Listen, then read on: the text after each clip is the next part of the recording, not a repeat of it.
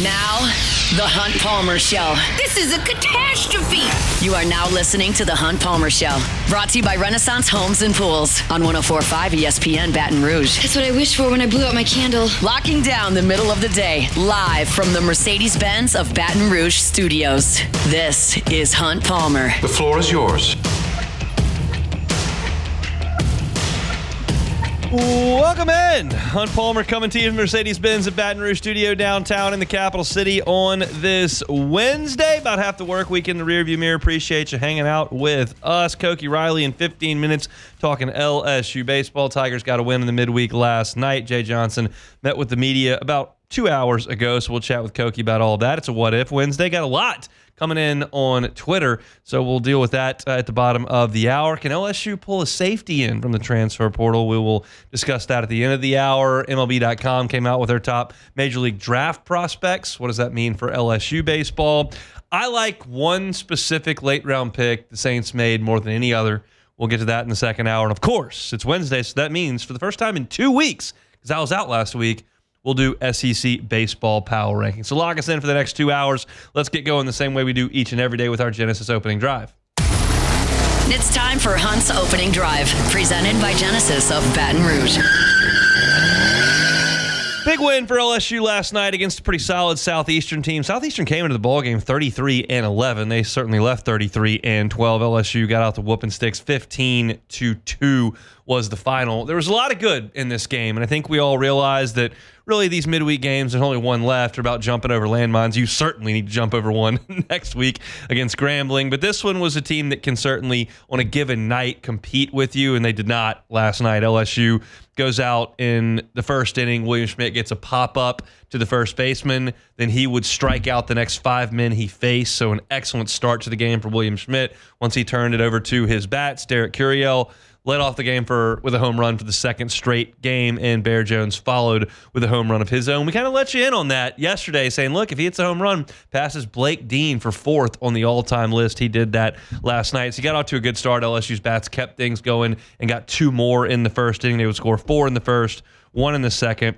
5 in the fourth, 1 in the fifth, and then the grand slam by Ethan Fry to finish things in the seventh. And I was very, very surprised, quite honestly, to hear Jay Johnson say after the game he really wanted to finish the game in 7 innings. If you listen to him in February and March talk, he hates the run rule, hates the fact that he can't go out there for 2 more innings, get some more guys at bats, get some guys some more innings. But we've now gotten to the point in the calendar where he's saying, look, we can go get off the field, get off the field. And they got off the field with that 4 spot in the 7th. 15-2 was the final. But what did I really like in the game? Well, I thought, despite the line, which is pretty mediocre, like if I handed you this box score that I've got in my hand after the game and you didn't get to watch it, and I said William Schmidt against Southeastern is going to go 3 1/3, 4 hits, 2 earned runs, 1 walk, 7 strikeouts, you'd probably go, well, that's pretty mediocre. And the line is pretty mediocre, and it's not wrong. If there wasn't anything that happened during the game when William Schmidt was out there that was fluky that caused the line to look different than it probably should have. That was pretty reflective of what he did. But in watching it, I liked what I saw because I saw a guy that used 3 different pitches for strikeouts. He used 97 with the fastball for a strikeout. He used the hammer breaking ball that we've seen all year for a strikeout. He also mixed in a changeup for a strikeout. And it brought me back, and I tweeted this, and most of you probably don't remember this because it's my job to actually do so. You kind of carry on with your lives after LSU wins on Tuesdays. But in Hammond last year, early in the season, Cade Anderson absolutely manhandled Southeastern with the strikeouts. He did it against Rice, but even more so against Southeastern. He had double-digit strikeouts in that game. Now, Cade Anderson was put into some SEC games last year and didn't throw the ball great. His ERA was massive in SEC games last year. And William Schmidt has not been great in SEC play, but he has shown a propensity at times to dominate some of these midweek games against slower level competition. And that is a step in development. And I saw that with my eyes last night. I thought he was very good last night. He gave up a homer.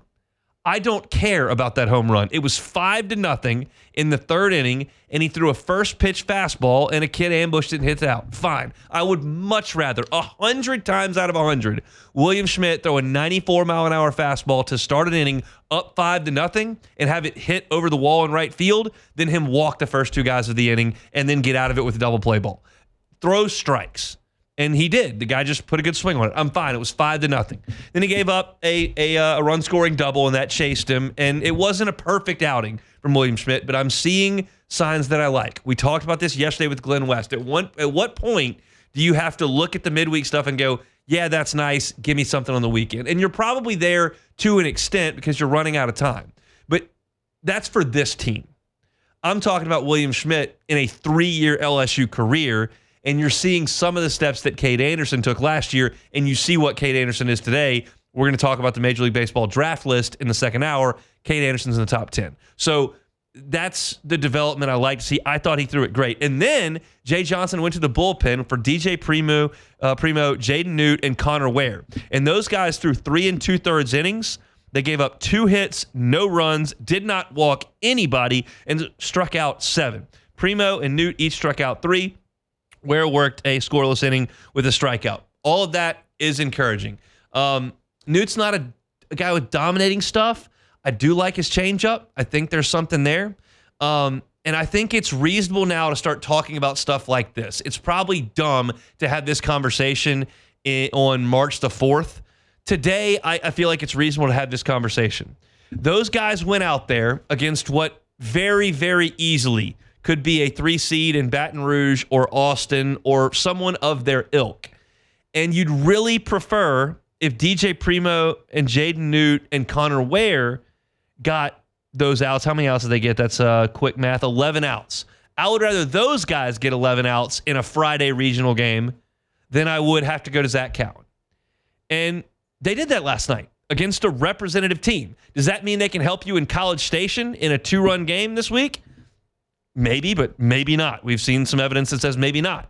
But when I get to the regional and I'm facing somebody that looks like Southeastern and not Jace LaViolette, okay, I'm trying to get outs in a regional. And as many of them as I can get without Zach Cowan on the mound, without Case Nevins on the mound, without Cade Anderson on the mound, without Anthony Ianson on the mound, I want to get him. And this is the type of opponent you're going to try to get him against. Next week doesn't really matter because Grambling's not representative of that. Southeastern is. That's a team that very, very possibly could be a regional. It'll probably be them, McNeese, Texas Rio Grande Valley. Like, those are the top teams in that league. Anything can happen in a conference tournament, but Southeastern could be back here in a few weeks.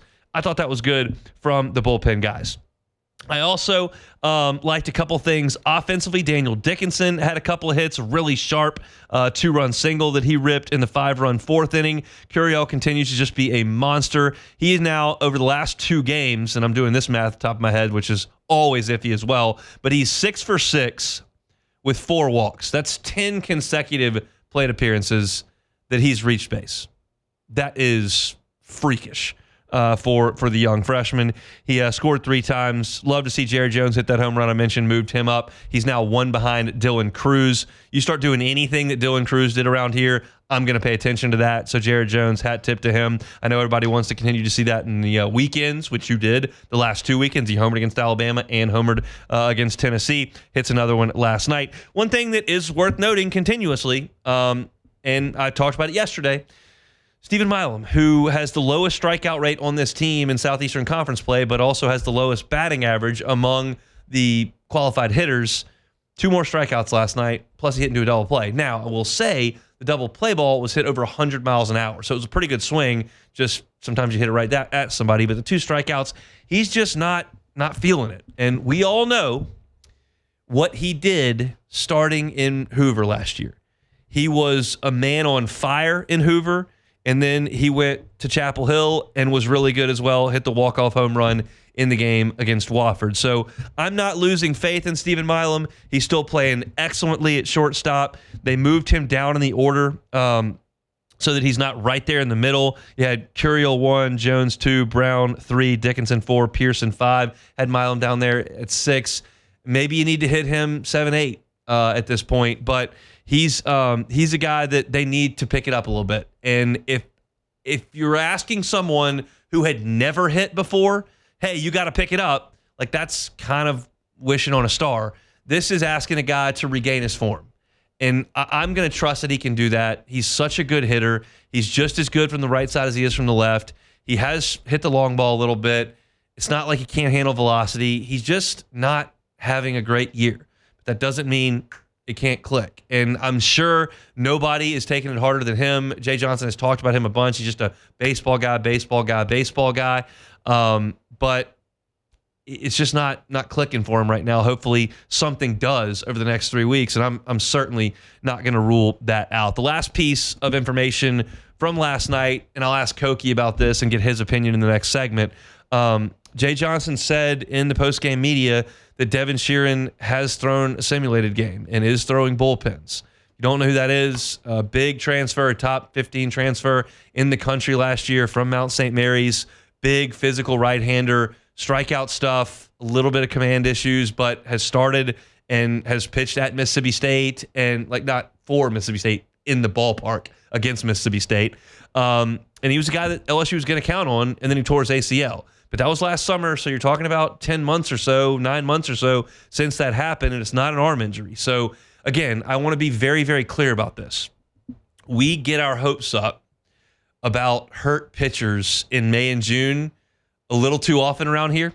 That's probably because we care so much and we know so much about the program. I think there's probably a lot of Tennessee baseball fans or Georgia baseball fans that are just getting into this because they're now just good and they don't really know the whole roster, and they probably never heard of the guy that tore his ACL that just transferred in the summer, and they're like, oh, who's this guy? We just know because we pay attention to the transfer portal and we talk about it here, and it's a baseball town. But you shouldn't expect a ton from Jake Latz coming back off of injury at the end of a season. You can't expect a ton from somebody that hasn't pitched a lot. Like last year, you kept hearing maybe Chase Shores is ready. Maybe Chase Shores. Well, Chase Shores wasn't ready. And I'm not suggesting that under no circumstance can anyone come off of injury and help you in May. I'm saying to bank on it and to feel like that's really an arm you can count on as a fan. Trust me, the staff knows a lot more than we do, and they've got a plan, and they'll handle that accordingly. But as a fan, for a discussion point, do I think Devin Sheeran's a good enough pitcher to get outs in the postseason? I do. I absolutely do. Do I sit here as an analyst or as a fan and count on him coming into a regional in a tight spot in a Sunday game and being like, hey, man, I need you to get us 4 outs? I'm not going to bank on that right now. But let's just monitor that and see how things go. As of right now, we're still in April for a few more hours. And you've got 3 weeks of regular season play. You've got a week of tournament play and then a week before the regional. That's 5 weeks of ramping up from simulated games. And it's not like he's coming back from an elbow. So I'm certain he's been throwing. It's just a matter of how sharp can you be. I'm not going to count on it, but it would be my responsibility to mention it here. So I'll give you that little nugget and see what it is that you do with it. I'll ask Koki what he thinks about it. Koki was at the ballpark last night. He was at the ballpark for 947 hours over the weekend. He's always good enough to give us a little time on Wednesday. So we'll do that when we come back. The Hunt Palmer Show. You're listening to The Hunt Palmer Show, brought to you by Renaissance Homes and Pools.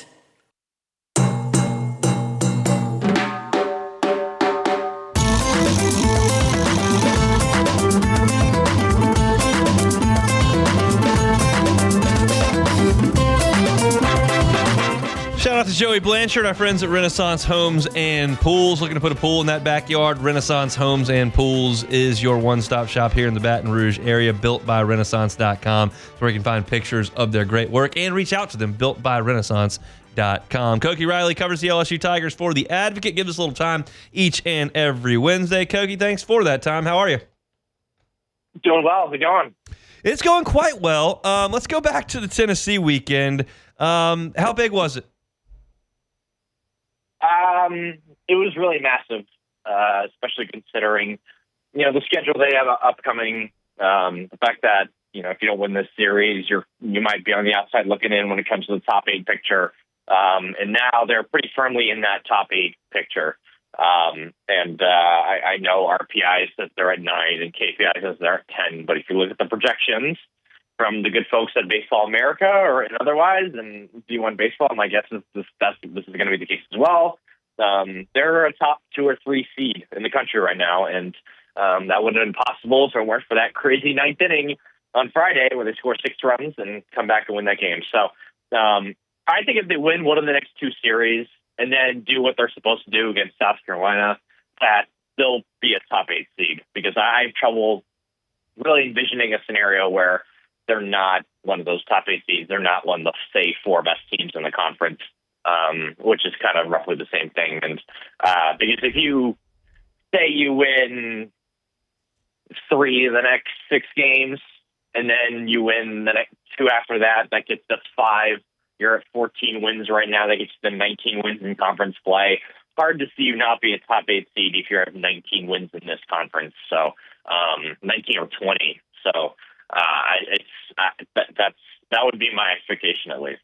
How do you handicap the first 18 innings of the Tennessee series?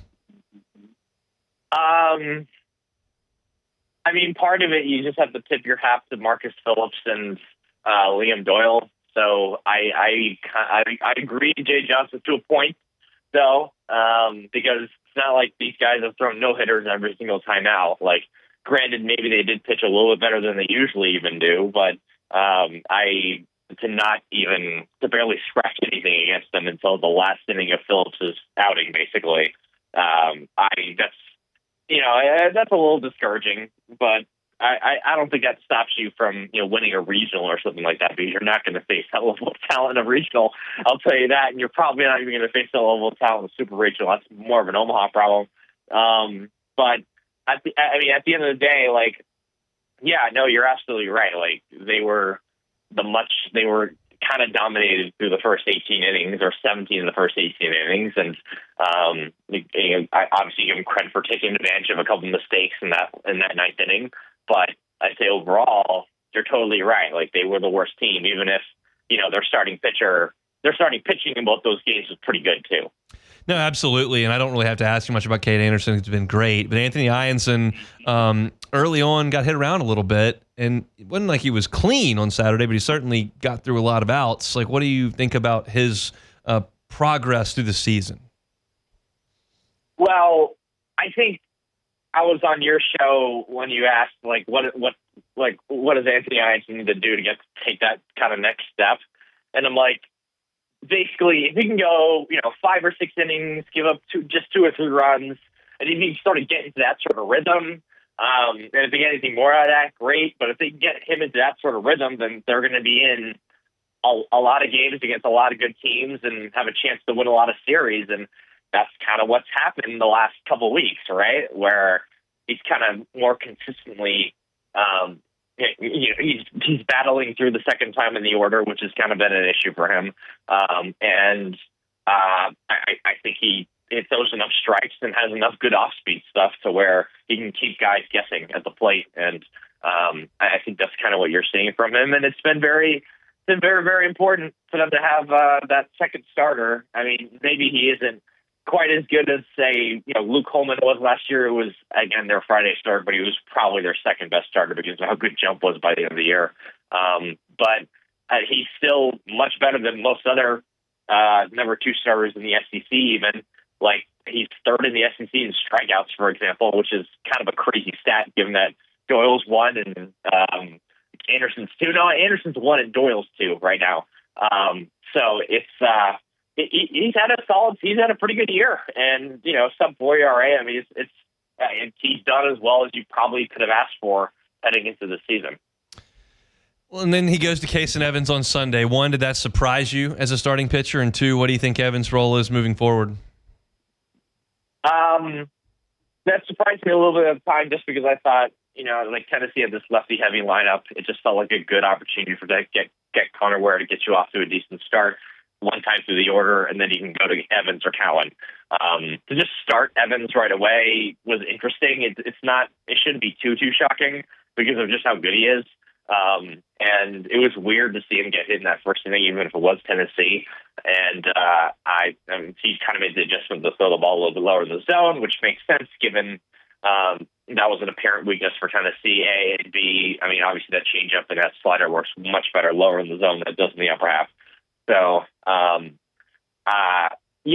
as for his role moving forward, I think a lot of it's going to depend on what happens on Friday and Saturday. I know that sounds like a very coach speak answer, but like, Jay gave an answer after Sunday's game that I thought was pretty instructive as to how this is going to work moving forward. Where he said that he would have brought Evans into the game on Saturday if the game was tied or if they were ahead, which makes sense because you want to close out a win. Yeah.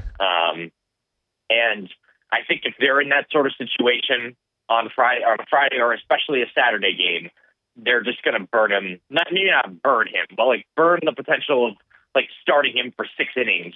They'll burn that if they have a chance to win and clinch a series victory right then and there. If they don't have that opportunity, I wouldn't say expect Evans to start, but I think that's something that would be a very big possibility, especially if he hadn't pitched yet through those first 2 games. So, I feel like a lot of it's going to come down to the games, but I do think like we could definitely see him starting more moving forward for sure. Who's got a better chance of getting meaningful outs in a regional or a super regional for this LSU team, William Schmidt or Chase Shores? Oh, that's a really tough question. I still think it's probably Shores. I don't know. I feel like Schmidt has almost turned into a different pitcher when they've been in these SEC weekends. The control hasn't been quite there. The fastball's been even more susceptible to being hit. And there's just like a real uneasiness, like kind of when he's on the mound. And then there's been in conference play, to be clear, non-conference play has been more than fine. So it's those conference games that are really, and like when you're playing in a regional, it's more than just conference games, right? Like the intensity of that is even greater. And I'm kind of nervous about him when it comes in those sort of situations. And as for Shores, like, yeah, granted, he hasn't pitched in the playoffs yet either, but at the same time, like, if he's just throwing 100 out of the bullpen and throwing, just 1 or 2 innings, then maybe that changes the math on how good he can be. And like, he gives up, he gave 4 runs in that last outing, but like 3 of them were unearned because of that Jared Jones mistake. So I don't know, like there's been like there's been a major inconsistency with the way Shores is pitched, especially from a command standpoint. But the stuff is just so good, and when in doubt, lean on the veteran. In terms of that's kind of how they approach things sometimes. So that's why I pick Shores, but I don't feel good about my answer at all. I don't disagree with you. I asked it for a specific reason. Last thing on pitching, Jay Johnson talked about Devin Sheeran after the game last night. Your thoughts on when we could see him and what kind of impact he could have? We're kind of running out of opportunities. I was talking with the other reporters on the beat, at TV or otherwise, after today's press conference about this a little bit, and I just don't think there's a lot of opportunities to ease him back in now because we are really sort of gearing up here. Even like the midweek, these midweek games are very, very important because you can't lose them, right? Like if you win them, it's obviously like if you win them, it's obviously expected, and there's not going to be a parade thrown for you. But at the same time, if you lose them, that's a real blow to your RPI, right? So it's just not a lot of opportunities to get him into the game. I mean, if there's a blowout one way or the other, maybe they can slide him in there. But it's just like hard to turn to a guy who hasn't pitched in, I don't know, close to a calendar year when. Even if it isn't an arm injury, which also kind of throws another wrench into this, it's hard to lean on that guy, in any sort of like tight situation when the guy just doesn't really not only has he not pitched, he hasn't really pitched at this level either. So just asking a lot, but I mean, I wouldn't be surprised if we see him at some point. I'm really having trouble trying to figure out where because. Last night seemed like a decent opportunity to do when they were up 11-2, right? But they still needed to get Connor Ware an inning, and they were going to pitch Grant Fontenot in the 9th inning. So like it sounded like they were never going to go to him, even considering the score. So we'll see what this looks like moving forward. But he's running out of opportunities to really get out there right now. What do you make of Stephen Milam's struggles? seeing the guy who's getting under the ball a lot, seeing the guy who's maybe being a little bit too aggressive at the plate. I think it was even worse, like during the Northwestern State game before this Tennessee series with the over-aggressiveness at the plate. Him and Dickinson are getting under a lot of balls, a lot of pop flies, and that kind of that kind of shows a certain level of impatience, I think, and maybe even a mechanical thing. Not sure what that is exactly because it's different in every scenario. But this really prides himself on his incredible hand-eye coordination skills in his hands. And just right now, it seems like he's really getting under balls. Enjoy college. Not in a good way. Yeah, no, for sure. Enjoy College Station, Koki. We appreciate the time.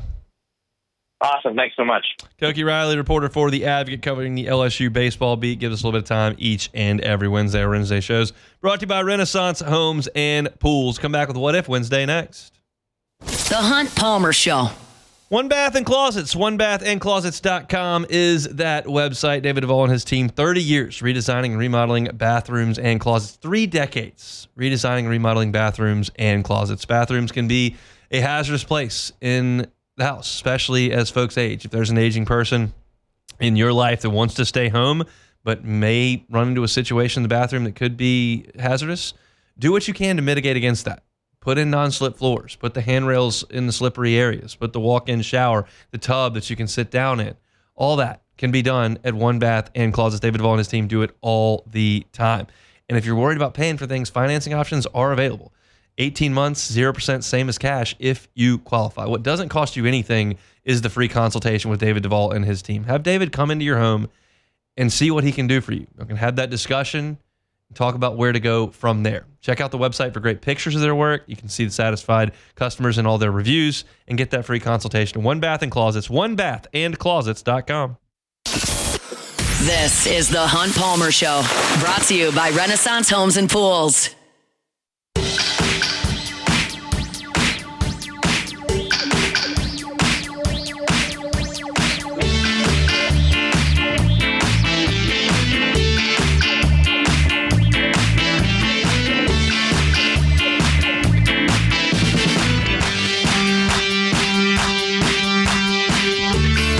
Wednesday shows brought to you by Renaissance Homes and Pools. Shout out to our guy, Joey Blanchard. Joey is the owner of Renaissance Homes and Pools, and the beauty of working with Renaissance Homes and Pools when you put that new pool in your backyard is you're going to work with Joey. He's going to sit down with you, going to get the iPad out, going to get into that software, and you can design the pool of your dreams right there in front of you to scale. You can put chairs in there, you can put people in there, you can do your outdoor kitchen on there. Joey will be there every single step of the way. That's the beauty of dealing with a local company like Renaissance Homes and Pools. Here's Joey's cell phone number. This is how you get in touch with Renaissance Homes and Pools. It's 225-252-7745. Again, 225-252-7745. You give Joey a call. Say, hey, it's time for us to put in that pool. He'll be right there. I was chatting with Joey a couple weeks ago before we started this whole deal, and he was like, yeah, I mean, sometimes I'm back there digging, too. If somebody's got to take a little bit of time off for lunch or whatever, I'm there. I'm digging. You're going to work with him on the consultation, the design. You're going to work with him as they dig that pool and finish that pool. He'll be there every single step of the way here in the Baton Rouge area. Done it for dozens and dozens and dozens of people in our area. He can do it for you as well. Renaissance Homes and Pools. Online at builtbyrenaissance.com. All right, Wednesday shows chugging right along here. Got a lot to do over the next 90 minutes. We start with What If Wednesday. Time, space, reality. It's more than a linear path. Where a single choice can branch out into infinite realities. Follow me and ponder the question. What if? Alrighty, first one here. What if Jared Jones had gone pro last year? I think you're probably looking at a situation where Jake Brown plays first base and Ethan Fry and Josh Pearson split time in right field. And I think that makes you a significantly weaker lineup. If Cade Arambidi had come on a little bit more quickly. Now, he is coming on. He started a couple SEC games the last couple of weeks, but Luis Hernandez certainly can play first base as well. But Jones is one of the best power hitters in the history of the program. He's one of the best power hitters in the country right now. He's one of the most feared hitters in college baseball, and that changes the way LSU's lineup works. And you just can't mess around with Derek Curiel when Jones is standing 30 feet away in the on-deck circle, because he can put a two-spot up like that. And that's a huge, huge deal for LSU's offense to have one of the best hitters in the country right at the top, and then Jones, one of the most feared hitters in the country, right behind him. So, yeah, LSU would be significantly worse without Jared Jones. I don't think there's any doubt about that. All right, next one here. What if Shedeur Sanders went to the Saints? I guess it depends where, right? If you tell me he's going to go in the 5th round, like, I'm all for it. I talked about that for a month before the draft. If you tell me at 9, I'm like, probably not the best idea. So it's just about value there. I don't love the idea of Shedeur Sanders as a pro prospect, but I certainly don't dismiss the fact that he could be a very good pro. So that's all a value thing. If the Saints are taking him in the 5th round, I think that'd be great. Taking him at 9, I think that's a bad idea. Yeah, if they had taken him even in the 4th round, it's like, that's great. That's good. No problems there. It would be weird, though, if they took Tyler Shuck and Shedeur Sanders, which the Browns, by the way, drafted 2 quarterbacks. Yeah, look, I mean, the Falcons traded for Cousins and then drafted Penix immediately. So teams, you got to have the position. And as you talked about it, like, if you don't ever take one, you're not going to have one. So it's true. 2's better than none. All right, next one here. What if Paul Skeens had gone to Texas? That's interesting. I mean, I think Tennessee was probably, in Arkansas were the 2 teams most closely associated with him outside of LSU.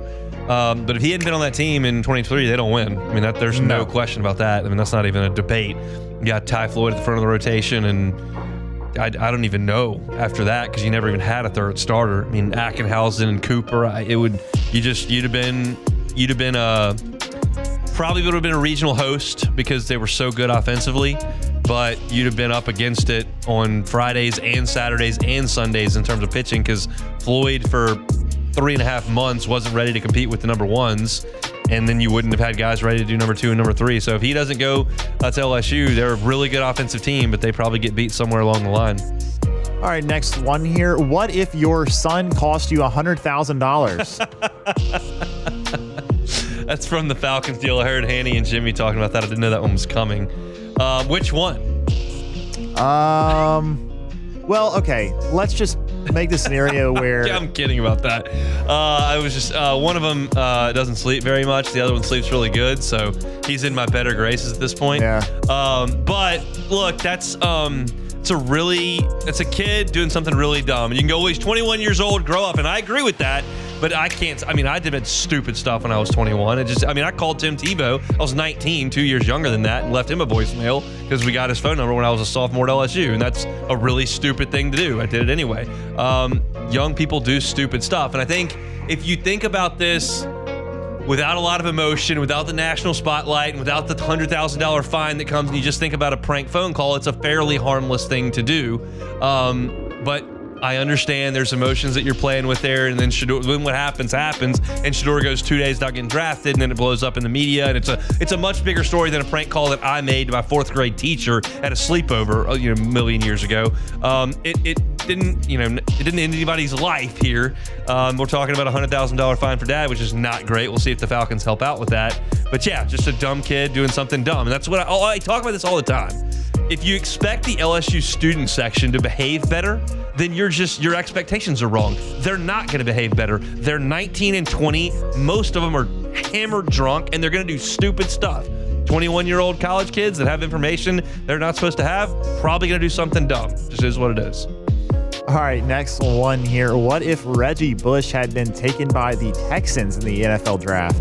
So I don't know. I can't do the Saints roster off the top of my head there, and I don't know if they would have taken Mario Williams with the next pick and it had been a swap. Like he had a nice career. He was a nice player. He wasn't like a number 1 pick Hall of Famer, but it wouldn't have been as exciting. You wouldn't have had those ridiculous plays that Reggie made and the run to the NFC Championship game like pretty immediately. Like that was all like kind of part of the the roadmap for the Saints. But I'm not here to tell you that drafting Mario Williams would have been some kind of disaster for New Orleans. Like that would have been a good player. And it wasn't like Reggie Bush was first team All-Pro or anything. Of course, he was exciting. He made some amazing plays and leaping over people at the pylon and all that kind of stuff, and was certainly part of a Super Bowl team. But I think Mario Williams would have been pretty good too. Yeah, I mean, you always look back more fondly on players. I have no idea who the third pick was, so I couldn't even help you. That's a good question, actually. I don't know either, but you always look back fondly better on players, especially on a team that won a Super Bowl or wins a championship. So Reggie Bush ended up, Saints fans are going to love him forever because he won a Super Bowl with the Saints and he had some big plays that he made. So I don't think it's going to be a serious problem for the Saints if they end up taking Mario Williams. Or the third pick was actually Vince Young. So I don't think they were taking him. No, probably not. It would have made things real interesting though if they did take him and had a little bit of interesting play there with Drew Brees and Vince Young. But either way, I think they're okay. And I mean, I don't know if you can't really say obviously whether they would win the Super Bowl or not. I think they probably still would have because they had plenty of playmakers besides Reggie. But just give it to Pierre Thomas, baby. Exactly. Next one. What if Griffin Herring hadn't gone pro? Ooh, buddy. You'd be talking about the best team in college baseball because you'd have Herring on the back end. You could either start Cowan or Evans, and the other one would be your other stopper. Those are the missing outs because Griffin Herring on a given weekend was absolutely golden for 9 to 12 outs. And those are the outs right now you're trying to get. And whether that's the front end of Sunday or the back end of Saturday or whatever the case may be, if you had Herring, that's the missing piece to the whole team right now. They're good enough on offense most of the time. They're good enough at the front end of the rotation. They're not good enough for 12 to 15 outs, and Herring would be it. So that's your answer. All right, next one. What if you could add, we've done this one before, but it's always an interesting exercise. What if you could add one former player to the current LSU baseball roster? I mean, the answer to that forever and ever, amen, is Skeens. Yes. I mean, it's just, that's... But Hunt, you're always questionable about these situations because you usually like to pick somebody that's playing every day. Well, Skeens is a guaranteed win if you score. And they didn't score against Wake Forest until the end. And so they could have theoretically lost that game with a squeeze bunt. But, if you score 2, you win with Skeens on the mound. So with that's invaluable in a regional, in a super regional, and then in game 1 in Omaha, and then whenever he comes back in Omaha. No one could beat him. Tulane had no chance. Kentucky had no chance. Tennessee had no chance. And Wake Forest Louder had to throw a shutout for them to have a chance. So that's just the answer forever. If you told me I had to have a position player, it's going to be very difficult for me to come off of Cruz. Now, I certainly would get behind having Brad Cressy and Eddie Furness and a lot of those guys who were the greatest players in the history of the program. But Cruz, that discipline, that batting average, the power, and the era which he played where guys were throwing 100, they're just better pitching than what Eddie Furness saw in 1996. So I like Cruz and Skeens. They had him at the same time, and that's one of the reasons they got a flag out there. All right, last one here. This one's from the chat. What if Jacob Hester, T-Bob, Hunt, and Moscona were 97th, 98th, 99, and 100 in line for the gorilla fight? So this crossed my radar. We're apparently fighting gorillas now. Yeah, 100 men versus one gorilla I don't think that's much of a fight. I think 100 men are going to take out a gorilla. But for what if's sake, you guys are the last 4. I mean, as long as everybody else is, if we're going 4-on-1 a gorilla, we're going to get our butt kicked. Yeah. I'm no help. No, of course not. And I don't think Matt's lost a bunch of weight. The guy's in good shape, but he's lost a bunch of weight. T-Bob lost a bunch of weight since his playing days. True. Hester lost a bunch of weight since his playing days. I'm the only one who's going up in weight, and I can't help. Yeah, so, you're not. Yeah, it's not good weight either. No, it's terrible weight. I'm the weakest guy by far of the 4. So we got problems. But hopefully it doesn't come to that. Hopefully we don't. Hopefully we can just sit behind the microphone and talk about sports and not fight any gorillas. That's my hope, at least. Yeah, that'd be nice. Let's go back and close out hour number 1 next. The Hunt Palmer Show. Genesis of Baton Rouge, genesisofbatonrouge.com is the website. Every car that is on the lot is online at genesisofbatonrouge.com. Every single new Genesis purchase, 100-year, not 100-year warranty, Don't ask for a 100-year warranty. You're not going to get it. You will get a 10-year, 100,000-mile warranty if you ask for that. Even if you don't ask for it, you're going to get it. 3 years of complimentary maintenance, 3 years of complimentary valet maintenance. The odds are, if you're listening to me, you've never been behind the wheel of a Genesis. Just change that the next time you're in the market for a car. You're not in the market for a car right now? You don't need to go buy. But if you are, when you are, go buy Genesis of Baton Rouge. Airline at Pico. You've probably never been there either. Only been there about 2 years. It's Genesis of Baton Rouge, and you can start your entire buying process online at genesisofbatonrouge.com. Genesisofbatonrouge.com. You're listening to The Hunt Palmer Show, brought to you by Renaissance Homes and Pools.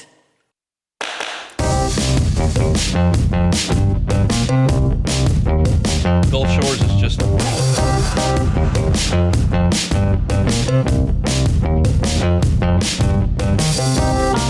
right, wrapping up hour number 1 here. LSU football, like Brian Kelly said, like we're not shopping heavily in the transfer portal in the spring. If there's an opportunity, we may decide to jump on that opportunity. And you saw that they add to the defensive line earlier this week with Bernard Gooden.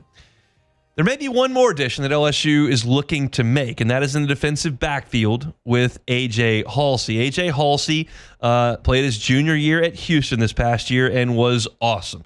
He was first team all Big 12 by the coaches, the AP, started all 12 games. He was second on the team in tackles with 74. He tied for the Big 12 lead in interceptions with 5. He was second in the Big 12 in passes defended with 13. He was awesome according to Pro Football Focus. He was 85.8 in coverage, 80 for defensive grade. That was 5th among all Big 12 safeties. 80 ranked grade was second best on the team as well. He was the Big 12 newcomer of the year on defense. Like, he had a monster season, and his measurables are pretty good, 6 feet and 215 pounds. And LSU is kind of looking at safety to figure out how the pieces fit.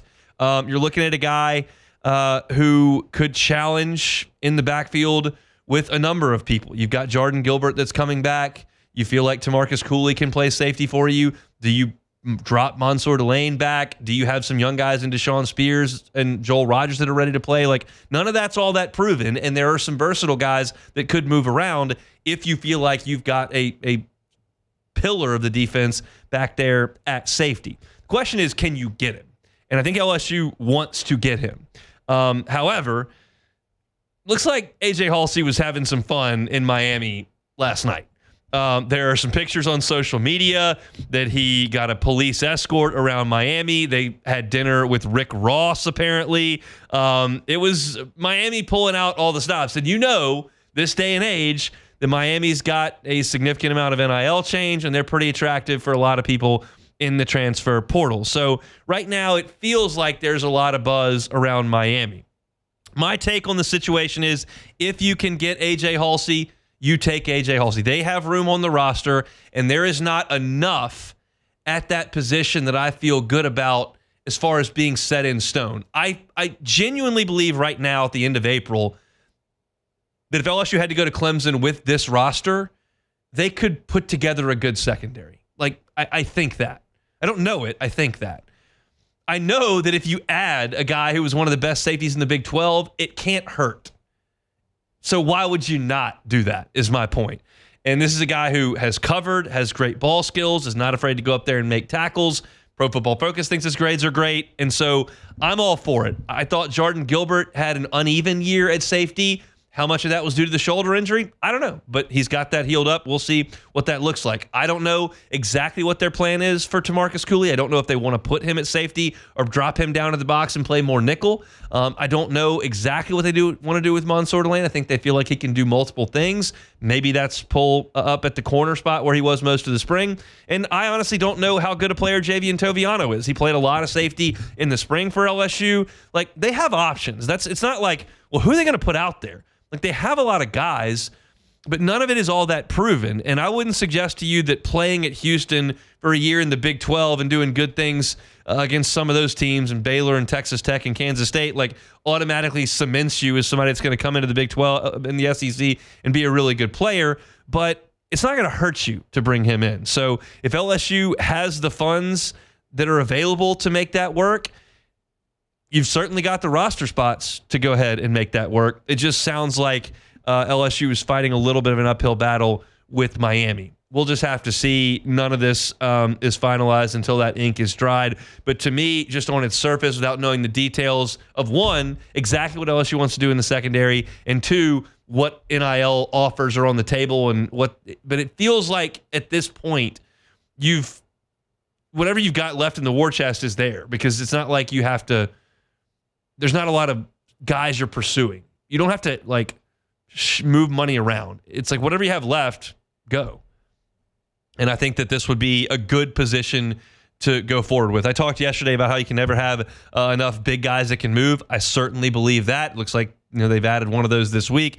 This is just more of a position where you feel a little bit unsolidified. It's a little bit fluid right now. So go ahead and bring somebody else in to compete. That's not going to hurt you at all. And this is a guy that's got a lot of experience, good size, good measurables, and I think there's a reason why LSU and Miami are very much in the mix for him. The word is that Ole Miss was in the mix. It sounds like that has cooled, according to some folks in the know on the recruiting side of things. So we'll see what A.J. Halsey decides to do. Visited Miami on Tuesday night. As of today, no other visits are set. So you would imagine once the NL offers are kind of put out there, and I think that's probably how this process goes, that he'll make that decision probably before the end of the week, and we'll see just what happens. But certainly I think LSU staff would welcome a safety addition like A.J. Halsey and would like to have A.J. Halsey in the mix. So that's a look at LSU as far as the transfer portal situation goes on this Wednesday. If you're looking for LSU coverage, we've got you covered in a multitude of ways. You can go to Hunt on LSU wherever you find your podcast, and certainly on YouTube. You can also find our LSU coverage at louisianasports.net. If you missed anything in the first hour, it was a fast-moving first hour, as you might expect here on a Wednesday. Talked about last night's baseball game. I gave you my thoughts on it at the top of the hour. Koki Riley of The Advocate at 1:15. The little What If Wednesday there at the bottom of hour number one. We've got a ton to do in the second hour. There's a late round pick the Saints made that I really, really like. And those generally don't hit. But when they do, man, are they gold. And I think there's one that's got a chance to do it. I've got my SEC Baseball Power Rankings. They're 2 weeks from the last one, so there's a little bit of movement there. We'll do that at the bottom of hour number two. When we come back after Sports Center, talking about top draft prospects, how does it affect LSU's current roster and their signing class? We'll do that when we come back. The Hunt Palmer Show.